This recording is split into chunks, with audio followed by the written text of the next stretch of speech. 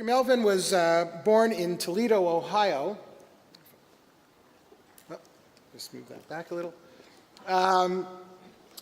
Many of you may not know much about Toledo, Ohio, but it is known as for its being the birthplace of the Jeep, the birthplace of Scott Melvin, and the place where the Toledo scales have been known to weigh many a person over time. He was born to Bill and Carol Melvin, who are here today, college sweethearts, and I was told that Bill was in the Air Force and he was ordered to come back aboard his mission and return to base so that he could attend the birth of Scott.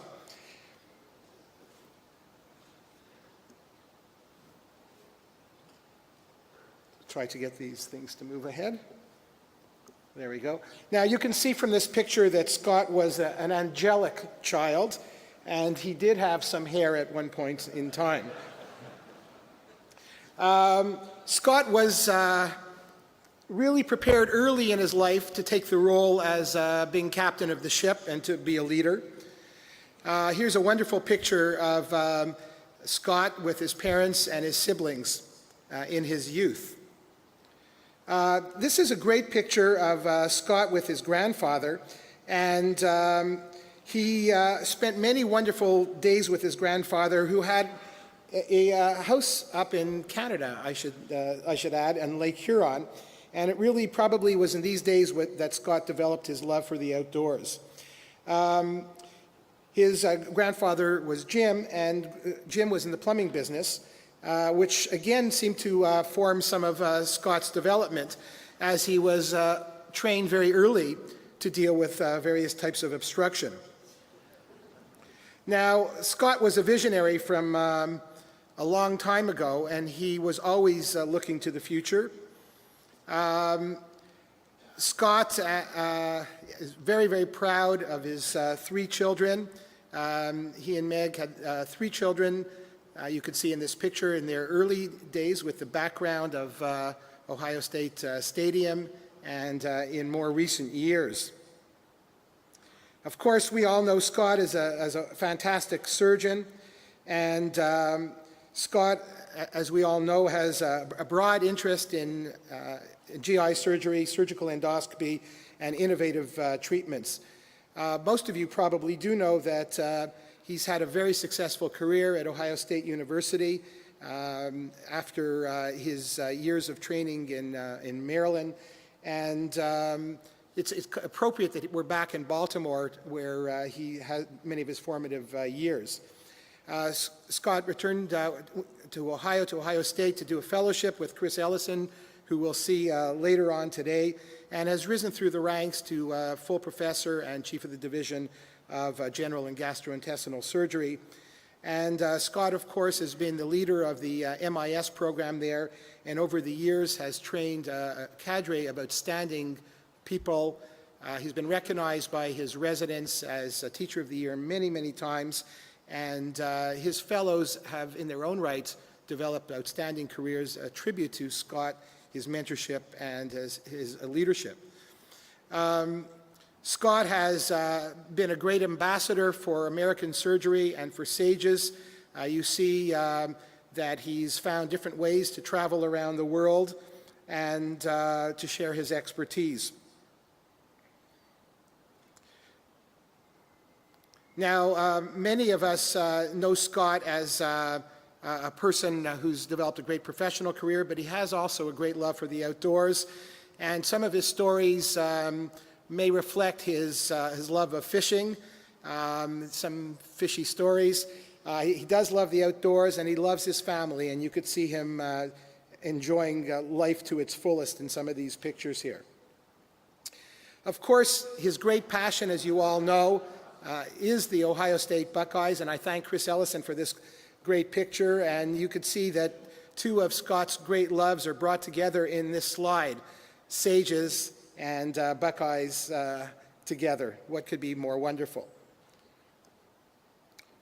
Now, you all know Scott as a nattily dressed person, always, immaculate in his shirt and tie, and many of you may not know that he also has other attires. And this is a picture of him in Puerto Vallarta last year at the World Congress of Endoscopic Surgery. But you may not know that Scott is also a great entertainer. And if we could have the sound up here. Oppan Gangnam Style. Gangnam Style. 낮에는 따사로운 인간적인 여자. So Scott is a cultured man. He's an outstanding academic. He's a wonderful human person. We've got to become very good friends through SAGES and other organizations, and has represented our organization extraordinarily well throughout the world. I'm really, really honored to present to you your president for 2012-2013, Dr. W. Scott Melvin, to speak to us this morning. Scott. Thank you, Jerry.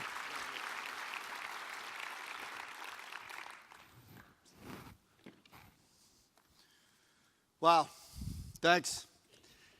I guess those pictures could have been worse. Thank you very much for the introduction. It's a really great honor to be here today. It's a great honor to have served SAGES over the last year, and it's a wonderful opportunity to have your attention for the next 30 minutes or so. It would obviously make much more sense for me to come up here and talk about something I know. I could give an hour-long lecture about reflux disease or Barrett's esophagus or something, and I could have put that talk together yesterday or last night or on the plane on the way over. But instead, I knew that I had to do this address, and I didn't have to base it on facts at all. And so I thought about how I got here, the journey that I've had that's got me back to Baltimore after 21 years when I finished my training just up the road at the University of Maryland. It's been a pretty interesting journey. It's not a journey that just started there, though. It started much before that, and I'll talk about that in a minute. And so as I looked at the journey that I've had through surgery, through SAGES, and through life, I thought I would talk about some of the attributes and some of the characteristics that I've been able to identify of success in surgery. Some of the things that we can all point to that perhaps identify success in what we consider surgery. But first, we ought to talk about what success is. And because when we talk about success in surgery, it's very difficult to define. Obviously, there's a lot of international and national work groups that have got these clear metrics of what success should be, but none of them are very good. We all know what success is when we see it, but it's difficult to define. So for the purposes of today, I'll define success as excellence in patient care, or how to pick your surgeon for yourself or your own family. Our life experiences include our educational experiences, our residency, our personal experiences as well. And my journey started when 26 years ago when I went into medical school, although it seems like just a few years ago. My first clinical rotation was medicine, and I loved it because I got to interact with patients. It was the first real exposure to clinical medicine. My next rotation was a surgery rotation with John Howard, where he did his 100th Whipple while I was on his service. That kind of hooked me and really began my journey into surgery. And I came here to Maryland and then left Maryland to go to Ohio State for a one-year job. Still working on that. Right, Dr. Ellison? But the journey's brought me back here to Baltimore, and it's been a lot of fun. So as I looked at that, I thought I would describe the successful characteristics that I think can be shaped in one through their journeys and their life experiences and their surgical experiences. Number one is mental sharpness. We all want a smart surgeon, but it's got to be more than just book smart. We need somebody who can apply that intelligence and know that they're going to take risks, but still be optimistic about it. So number two is optimism. We have to have a realistic optimism because we know that bad things can happen. Another attribute that I think is important and at least applies to me, and maybe you won't agree at the end of this, is humor. You need to be able to laugh at yourself and sometimes laugh at others, or with others, I guess, from time to time. The balance in that humor has to be guided by the characteristics and the attribute of empathy. We need to be able to interact with our patients and understand the way that we feel. We can't really put ourselves in their shoes, but we need to understand how they feel about it. And when they do have a bad event and they do in a bad situation, we need to be able to communicate. We need to be able to communicate whether we're educating people or we need to communicate to a patient. So communication. And lastly, surgeons work hard. Hard work makes success, not just in surgery, but in a lot of things in life. So hard work is an attribute that we certainly want in our surgeon. That's not an inclusive list, but it's some ones that I picked out today that hopefully I can demonstrate some of those values. Mental sharpness. So we spend a lot of time in America worrying about test scores, being able to pick out smart people, looking at the scores of the MCATs, of your SATs and that kind of thing. And we want a smart doctor to take care of ourselves, but we want somebody who's more than smart. We want somebody who can apply this intelligence in a variety of different ways. We hear a lot of comparisons between medicine and the aviation industry. It's because they're similar. We need to work on crisis management. We need to work on drills. But it's not the same, and I'll push back just a little bit on that today to demonstrate that we have to have better knowledge than the aviation industry. When you fly a plane and you push the stick down, you go down and pull the stick up. You go up. Is that right? Or is it the other way around? Down, you go down. So you go down, you go down. So I'm not a pilot, okay? I'm a surgeon. But when I push the stick down in the operating room, I think I know what's going to happen. I can predict what's going to happen, but I don't think it's reproducible as it is in the aviation industry. When you pull the stick up, sometimes different things happen than you expect, and patients don't respond like mechanical systems. And so I think that we need to have a different level of mental sharpness and experiences and be able to predict things a little bit better. We also need to have wisdom. So mental sharpness goes along with wisdom. Webster's defined wisdom as an accumulated philosophic or scientific learning and the ability to discern inner qualities and relationships and clearly good sense. It takes smarts, education, and experience to provide that wisdom. The old cliche says, the hardest decision to make in surgery is to say no. And I really think that's important. Dr. Fried, I didn't know you were going to show a picture of my grandfather, Jim Lang. And when I was in med school 8 years ago or so, you can do the math, he asked me as a junior medical student, very first year, he asked me to go to the doctor with him, and he had been diagnosed with gastric cancer. It was an advanced gastric cancer in an elderly gentleman with multiple health problems. And while he was getting along pretty well, he had a bad problem. He saw Dr. Zantakos, a member of SAGES, at St. Luke's in Maumee, Ohio. And Dr. Zantakos was very wise and an experienced surgeon, and he said, Mr. Lang, you have a bad problem. I will tell you what I think you should do and what I would do if I was a surgeon. You should go home. You should go to Greece. You should drink Greek wine. You should be with your family and friends and enjoy the time you have left. It's a pretty profound statement to hear as a young medical student.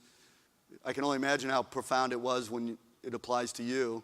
And that's what my grandfather did. And he spent his last days with his family and passed away, but it was pretty good advice. And so I find myself as a surgeon saying, gosh, now, I like to do surgery. You came here for surgery, but it's not the right thing for you. It's a hard decision, but we all need to say that, and it's because of the wisdom that we can build upon that makes us successful with some of these outcomes. Mental sharpness also includes task management. So task management is another part of mental sharpness. So what's task management? That's when you're at home watching TV, CNN or SportsCenter, doing your email, maybe something on your phone, and you're having a conversation with your spouse or your partner at home. Everybody can manage those relatively well, right? You don't have to answer if your spouse is actually here. And I won't ask the spouses who are here about whether people can manage that well. I'm sorry I brought it up, actually. We need to be able to manage multiple tasks at the same time, but we need to be able to focus when we need to. Sen Delaney is a business consultant that's done a lot of work at Ohio State, and they've got a great saying, and it's a little sign that they made up. It's simple, it's straightforward. For some reason, it pops up on all my staff's desk, especially, I think, when I just walk in the office, it pops up, and it says, be here now. Be here now. Focus on what you need to accomplish in the short term, and sometimes task management, multiple task management, requires a pretty clear focus on what we do. That happens true in everyday life. It happens and it's necessary for our everyday experiences, but it's also necessary in the operating room. Sometimes surgeons carry on and they're managing a lot of different things and they're blustering and carrying it on, but it's often about the trivial things. It's because their case is delayed or the equipment that they kind of want isn't there, and they carry on about that, but when it comes time to focus in a crisis situation in the operating room, the successful surgeon will often focus, be quiet, be calm. And I know it worries me a little bit often when a colleague calls me into the room to help him and it's quiet and he says, "It's okay, it'll be all right. It's all right, we'll take care of this." That worries me because I know they're focused on it. So mental sharpness means knowledge, but it also means the ability to focus at the same time. I want a smart surgeon who focuses on me, and I think that's a mark of success. Optimism, number 2. We need to be optimistic. We take risk with people's lives. And so we need to be, and sometimes those don't work out. We can't dwell on that. We need to be optimistic in our approaches, not unrealistic. And attitude does make a difference, and it's sometimes 2 different pathways to get to the same place. Now, those of us in SAGES sometimes get to travel a little bit, and the travel can be tough work. We'll fly 12 hours to spend 12 hours someplace and fly 12 hours back. Not necessarily too smart, but sometimes we have to take a break to enjoy ourselves, or at least attempt to have fun. Last year, I flew to the West Coast. I got up and took the 5 a.m. flight so I could get there by noon and make it 12:30 tea time with my friends on the West Coast. If you leave San Diego Airport just in the nick of time, you can make your 12:30 tea time. It's early in December, it gets dark late, so we were hustling to get through our 18 holes, and as the darkness gathered, we realized we wanted to play the picturesque 18th hole, but it was getting dark, so we skipped the 17th and we went to the 18th tee. We all hit our balls, all the balls went in the fairway. Mine perhaps wasn't as far as the other people I was playing with, but I none hit. As the darkness got even more oppressive, we had our second shots. I was certain where mine went, and I knew I would never find it because I hadn't brought scuba gear. But the next, it's not so funny. That's not the joke part of this. The next 2 people got up to hit. The first surgeon hits the ball, it's a perfect shot, disappears into the darkness. Second surgeon gets up, perfect shot, disappears into the darkness, both headed towards the green. We can't see where it goes. As we approach the green and stride onto the apron in the green, neither ball is in sight. Neither ball is in sight. Difference in attitude. The first surgeon says, "I don't see my ball. I flew the green. It must be in the bunker or the water. I've lost this hole."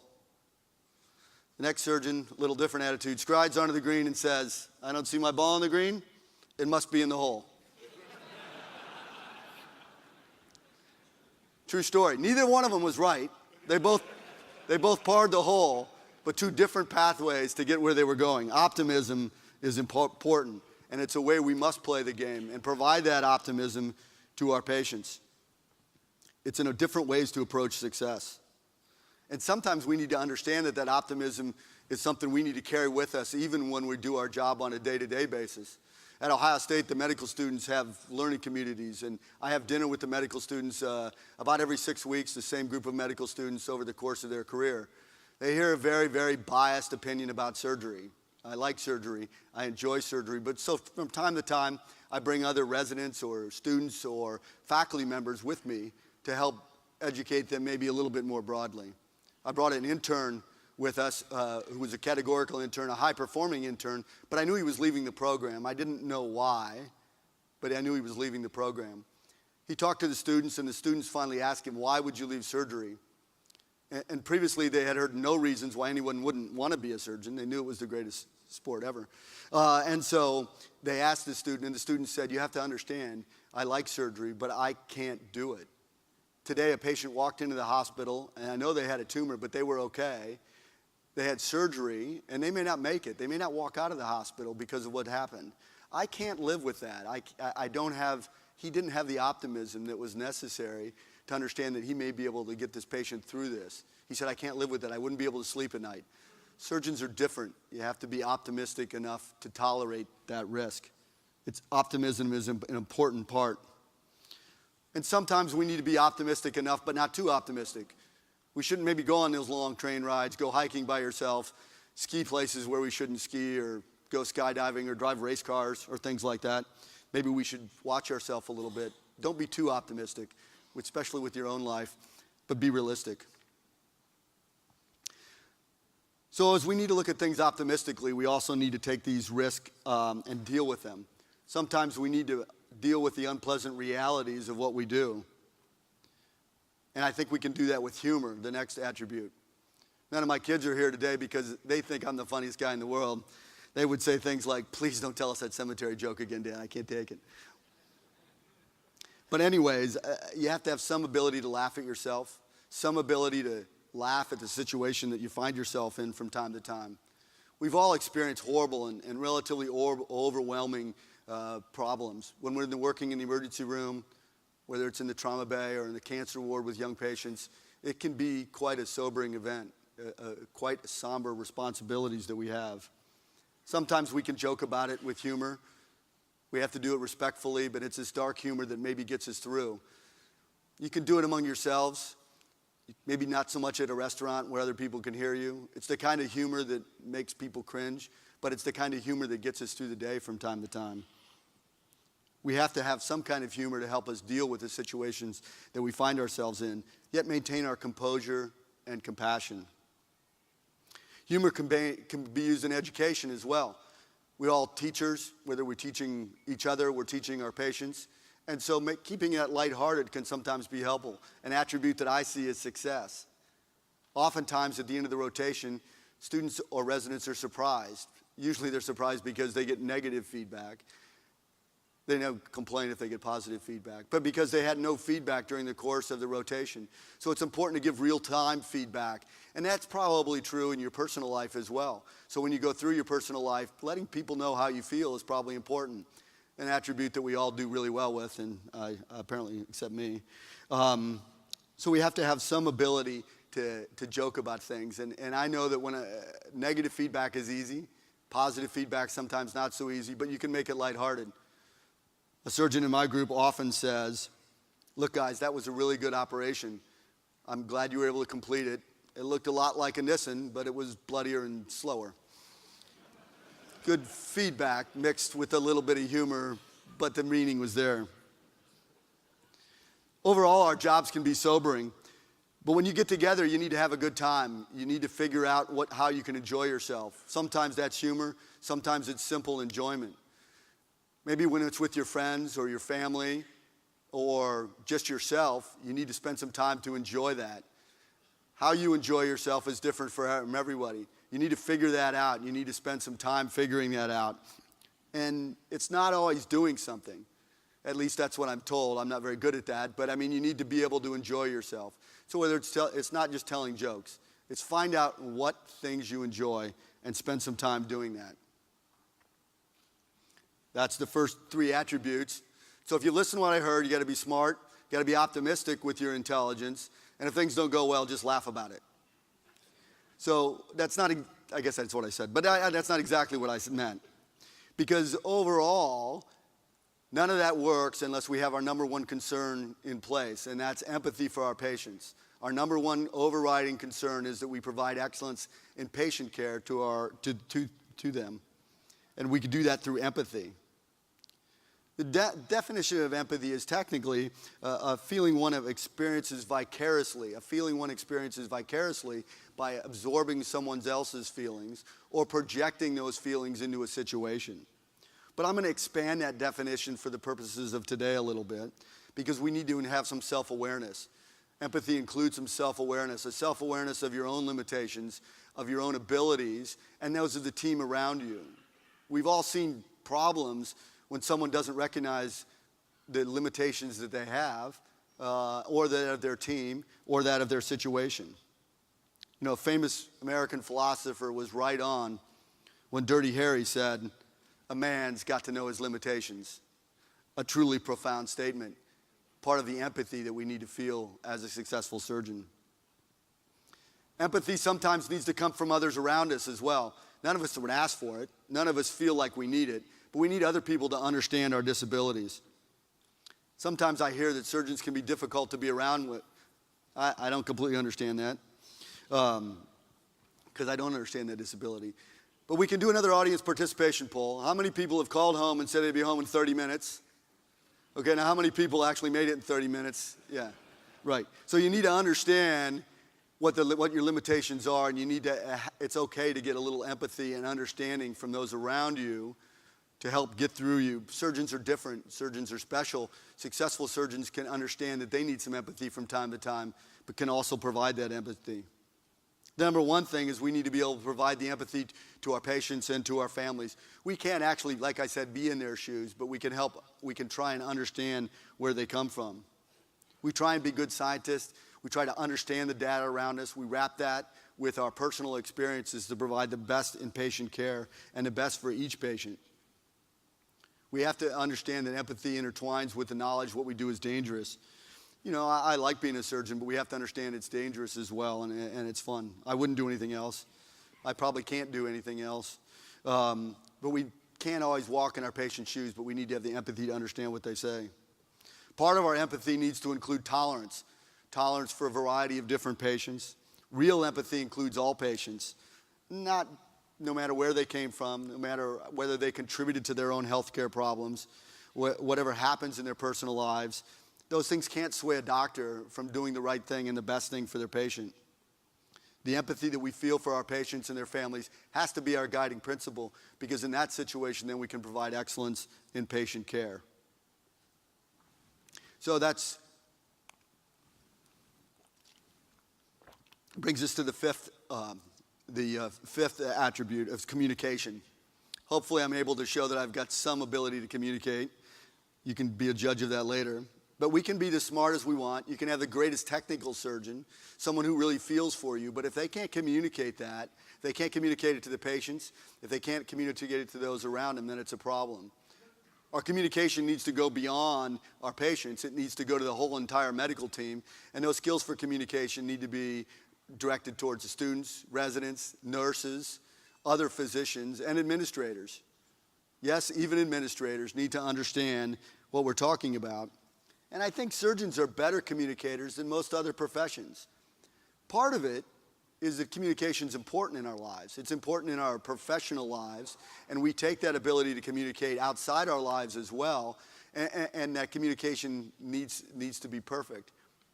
Unfortunately, sometimes our communication is direct, and more direct than it needs to be, and I think that that's something that affects our lives outside of surgery, but it affects our lives certainly professionally, and it's because our communication makes a difference. Our communication makes a difference not because somebody doesn't understand you, because it can affect someone's lives profoundly. We need to outline the risk. We need to outline those risks, and we need to outline the risk with our patients. Sometimes it's awkward. We have to have difficult conversations with patients that can be uncomfortable. We have to ask them private things and deal with that in a direct fashion. We don't want to go down the pathway of an adverse event because we have bad communication, because that would bring us to the words and the actions of another great philosopher from the movie Cool Hand Luke. What we have here is a failure to communicate. Communication and informed consent. We hear a lot about that. Informed consent is a process. And informed consent is really projecting the information that we need to get to a patient to them so that they can help understand the situation. And sometimes it's difficult. It's difficult if they don't have, if a language problem, if an education problem, if their own mental sharpness, or they have a hearing impairment. There's pretty strict rules that we need good translators in order to provide informed consent to our patients. A couple of months ago, a patient came to my office who was marked as hearing impaired and needed a translator. The nurses had said, don't worry, he brought his own translator with him, it should be fine, and they put him in a room with a diagnosis of dysphagia. I said, great, let's go. I walked in and talked to introduced myself to the patient with another gentleman who was a translator, and I said, okay, I understand you're having trouble swallowing. How long have you had trouble swallowing? I turned to the translator expecting sign language. The translator, perhaps not the most sophisticated translator, cupped his hands around his mouth and screamed at the top of his lungs, "Can you eat bread?" I was a little taken back, so I thought I would ask again, because the person answered in perfect English, I'm having trouble swallowing for about 6 months. So I turned to the translator again. I said, well, how much weight have you lost? Translator once again put his hands around his mouth and screamed at the patient, "Have you lost any weight?" The guy said, yeah, I lost about 10 pounds. I was really confused at that point and realized that for this particular patient, I would be able to communicate with him because I can yell pretty loud. True story. I can't make that up. I'm not that creative. Like I said earlier, the stereotype of a surgeon is that they're usually pretty tough, and I think that's true. It's a well-recognized fact that repetitive performance improves. The performance improves with repetition. But we're not talking about hitting a golf ball. We're not talking about throwing strikes over in Camden Yards. We're talking about things that really matter, things that matter with patients' lives. A little bit of different experience, but we know that hard work pays off. Hard work in training, time in training. It's called the practice of surgery for a reason, because we need to be involved in continual improvement of our knowledge and continual improvement of our skills. It's not just unique to surgery, but we need to work hard to be the best. We can take a poll now, right now. How many of you have non-physician friends who have had to work past midnight in the last 5 years? There's no accountants I know. There's certainly no lawyers I know that work after midnight or out in the middle of the night doing too much hard work. It's just not something that they understand. And surgeons are different. We have to be able to explain that sometimes to people. And I have to explain that to my neighbors from time to time. Last fall, I was driving home about 3:30 in the morning from the hospital, and it was near Halloween. And I stopped at the stop sign, and I saw the light flickering from a candle and a pumpkin the guy had left lit on his dining room table. So it's 3:30 in the morning. It'll probably be okay, right? It's not going to burn his house down, but everybody's asleep.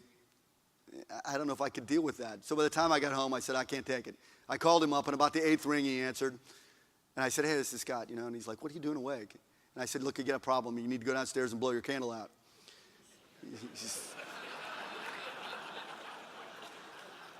He said, what are you talking about? And I said, wake up. I know it's the middle of the night. He was a lawyer. Well, I said, you got to get up, you left a candle going. He goes, Scott, what are you calling me for 3:30 in the morning? I said, I don't want your house to burn down. He goes, Scott, that's a battery-powered flicker light. I just got to go turn it on. But you have to explain to people sometimes, why you're tired, that you worked hard, and you have to accept the fact that we need to work hard to be successful. When you fall asleep at dinner, when you fall asleep during the piano recital, when you fall asleep at church, it's a problem. Sometimes we have to explain to it. We have heard a lot about this hard work and fatigue and the concerns about fatigue and performance. We could take another audience participation poll, but if I get operated on, and I know the surgeon who operated on me is around, and that night later I have problems, I want that same surgeon, even if he's a little tired, to take care of me. He's got the best knowledge base about my particular situation. So we don't have time to debate the work hour restrictions or the fatigue. But we all know what we see as success, and success is driven oftentimes in surgery by hard work. It's sometimes different. We want a surgeon who works hard, who perseveres to provide excellent care. And I think that all of us can look around at those, and success is driven by hard work in many aspects. Just look at this week. How many other professional societies have 6:30 start, 7:30 start, and we'll have a party that lasts till midnight and then do it again the next day? It's hard work. We also know that if we want to have a meeting where a lot of surgeons are there in your hospital, what happens? The administrators have to get up because at 6:30 in the morning, they know the surgeons will be there. They know everybody can make it. They will complain about it. They always complain about it. But you know what? They're going to get direct communication. They're going to get decisions made, and they're going to get more done before 7:30 in the morning than they do the whole rest of the day of the meetings, and oftentimes. Hard work is a true hallmark of a successful surgeon. So that's the attributes, I think. Ladies and gentlemen, it's been a great journey for me in SAGES. It's been a great journey from my early childhood that helped shape me as a person, through my education, through my training here in Maryland, and my circle back here as president of SAGES.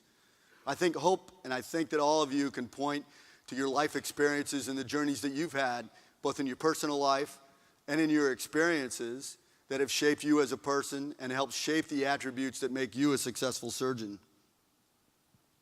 Obviously, we can think a lot of other attributes that work well for people. These are developed over the course of your lifetime. We have to take the intelligence that we have, the wisdom, mold them with optimism, temper them with humor, And we all do this with the overriding goal of providing excellence in patient care. And that is how we define success. But with that said, we need to work hard. We need to be diligent in our acquisition of knowledge, in our acquisition of skills, and diligent in our ongoing performance.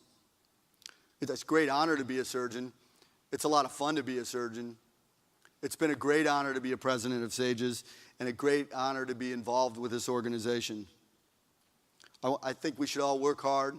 I would encourage all of you to work hard at your profession, work hard in surgery, but work hard in your life, work hard to enjoy yourself. Enjoy Baltimore. Thank you very much, SAGES.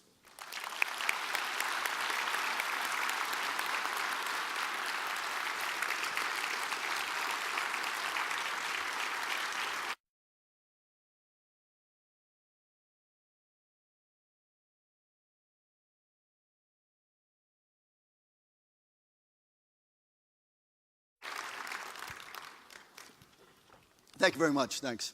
It's been a great journey in SAGES, and obviously I didn't do it all myself. I did it because we have a great team. I did it because all of you are members, and all of the members of the committee and the committee chairs work hard to get all the great things that we get done, including this great program. So thank you, all of SAGES, for that. As I said, my journey started a long time ago. So my mom and dad are here, if you guys can stand up. They've been married for 58 years this year.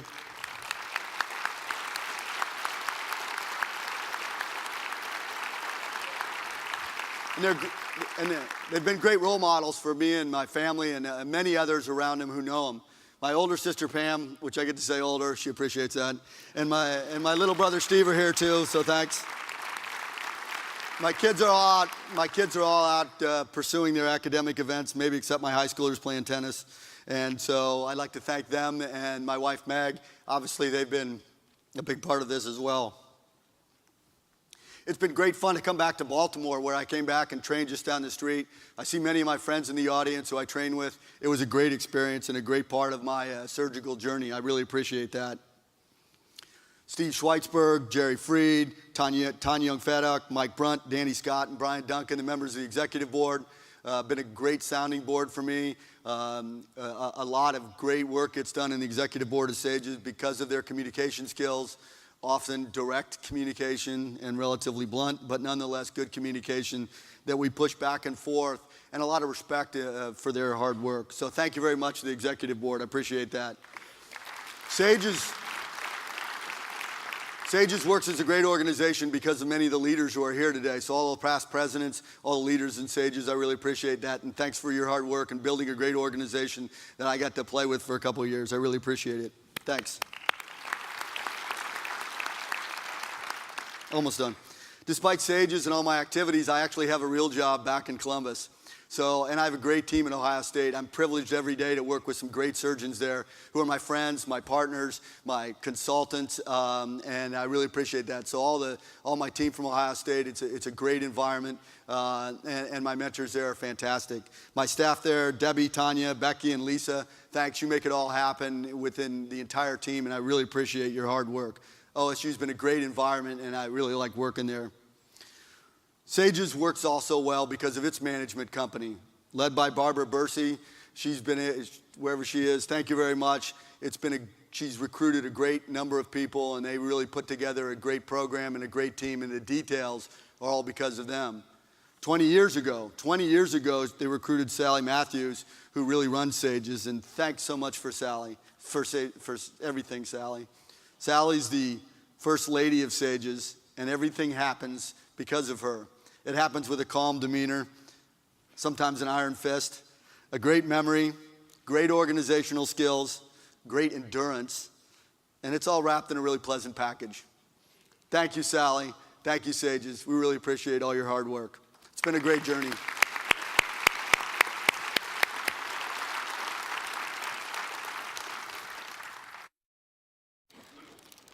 Scott, thank you so much on behalf of all of us for your words of wisdom and inspiration. You have been a fantastic leader, a great friend, and you've brought an enormous amount to the organization. We're greatly in your debt. We would like to recognize your leadership with this plaque. It says, "Few things are impossible to diligence and skill. Great works are performed not by strength, but perseverance, by Samuel Johnson. SAGES President, March 2012 to April 2013. You get an extra month in there. W. Scott Melvin, MD, with gratitude for your imagination, logic, and energetic leadership of SAGES, presented by the Society of American Gastrointestinal and Endoscopic Surgeons. Congratulations, and thank you. Thank you.